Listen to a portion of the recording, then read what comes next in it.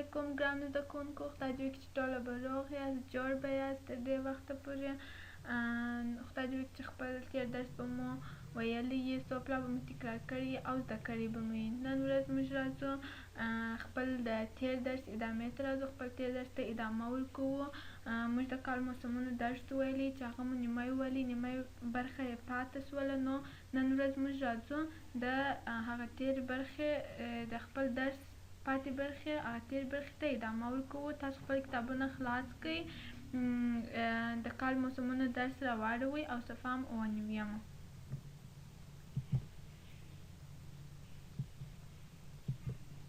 بسم الله الرحمن الرحیم. د کال موسمونه موږ وویلی د کال موسمونه په باره کې چې کال څو موسمه دی، 4 موسمه وو چې اول موسم یې پسرلی، دوهم دوبی، دریم منی او څلورم ژمی وو چې دې باره کې موږ درس وویلی. نو اوس راځو اول خپل تېر درس ته ادامه ورکړو، څو پلای وایو، د هغه بعد خپل هغه نوي درس ته راځو. اول یو کال 4 موسمه دی.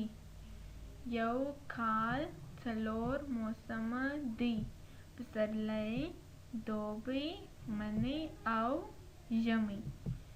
په پسرلي کې بارانونه اوري. په پسرلي کې بارانونه اوري.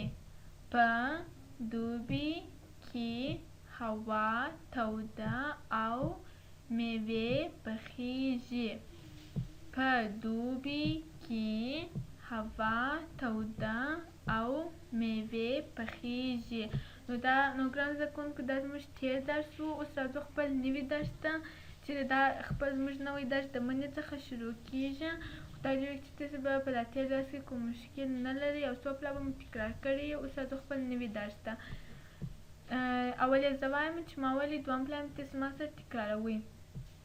منی د میوو او غلو موسم دی. منی د میوو او غلو موسم دی. منی د میوو او غلو موسم دی. په ژمي کې هوا سړه او کله کله واوره وریږي. په ژمي کې هوا سړه او کله کله واوره وریږي. په ژمي کې هوا سړه او کله کله واوره وریږي. اوس یې زه بیا تکراروم، تاسو په ما پسې وایاست. منی د میوو او غلو موسم دی.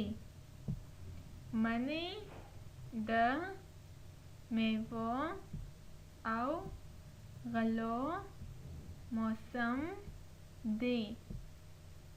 په ژمي کې هوا سړه او کله کله واوره وریږي. په ژمي کې هوا سړه او کله کله واوره وریږي. مثلا موږ ویلي چې په پسرلي کې څه شوي؟ بارانونه اورېدل. په دوبي کې هوا ډېره توده او میوې پخېدلې. او منی چې دی د میوو موسم دی، د میوو او غلو دانو موسم دی. او ژمي کې بیا چې دی هوا ډېره سړه ده، بارانونه یې کله کله هم واوره اورېږي. چې موږ په تېر ویډیو کې د کال 4 سره موسمونه تشریح کړله چې په پسرلي کې څه کېږي، دوبي کې څه کېږي، مني او ژمي کې څه کېږي او دا کم موسمونه یې هوا سره کم یې. نو خدای دې وکړي چې ستاسو په خپل درس باندې سر خلاص سوی یې. اوس هم راځو د فعالیت برخې ته. دې فعالیت کې دا فعالیت به تاسو ترسره کوئ. اوس ګرانو شاګردانو اول راځو، دلته موږ 4 عکس لرو. په 4 عکسو کې اول عکس تاسو وینئ چې دلته ګلان دي، درختې دي، ګلان دي رقم. نو ستاسو په نظر دا به کوم موسم یې؟ هر موسم چې تاسو به ووایاست. اوس دوهم عکس ته وګورئ، دلته ټوله واوره ده او یخ دی. دا کوم موسم دی تاسو به ووایاست. او دریم عکس کې وګورئ دا هم هوا دلته برابره یې، ګلان درخت هم وچه یې، ګلان رژېږي، د پاڼو رنګ ژېړ یې. نو دا به کوم موسم یې تاسو به اوس پوهیاست. او دلته هم وګورئ هوا ډېره ګرمه ده، نو چې هوا ډېره ګرمه یې هغه به کوم موسم یې تاسو به ووایاست. سمه ده. اوس هم راځو خپل د کورنۍ دندې برخې ته. کورنۍ دنده کې تاسو لرئ کلمې لرئ. دا کلمې به تاسو په خپلو کتابچو کې په تورو واړوئ. لاندې کلمې په خپلو کتابچو کې په تورو واړوئ. اوس زه چې ته کلمې در کومه دا به تاسو خپل کتابچې ته ورسوئ او هلته به په تورو واړوئ. اوله ده پخیږي.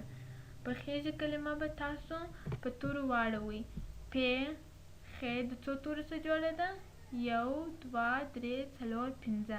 د 5 تورو څخه جوړه ده چې دا 5 سره توري به تاسو دلته جلا جلا ولیکئ. دوهم هوا، دریم سړه، څلورمه کلمه منی، پنځمه کلمه ژمی، شپږمه کلمه څلور، اووم کله کله، اتم توده، نهم او اخري میوې. نو دا کلمې دي چې تاسو باید په خپلې کتابچې کې ټوله ورسوئ. چې ومورسوله بیا د هر یوه کلمه چې دی په تورو واړوئ. نو د نن ورځې دپاره مو درس همدومره و. خدای دې وکړي چې تاسو ژر به خلاصوئ یې. تر بیا پورې د خدای په امان، چې وخت ولرئ.